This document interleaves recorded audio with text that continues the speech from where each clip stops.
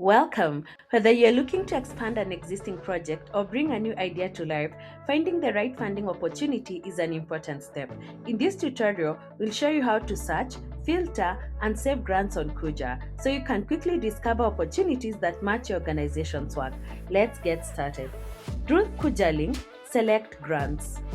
Once you're on the grants page, you'll find a range of funding opportunities from different organizations. To help you find the most relevant opportunities, Kuja provides several search and filtering options.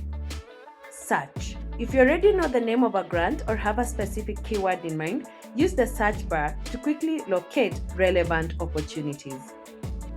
You can also filter grants by focus area to find opportunities that align with your organization's work and priorities. To narrow your search further, filter grants by region to view opportunities available in your area or target location. You can also filter grants by language to display opportunities in your preferred language. If you're looking for grants within a particular budget range, use the funding amount filter to refine your search.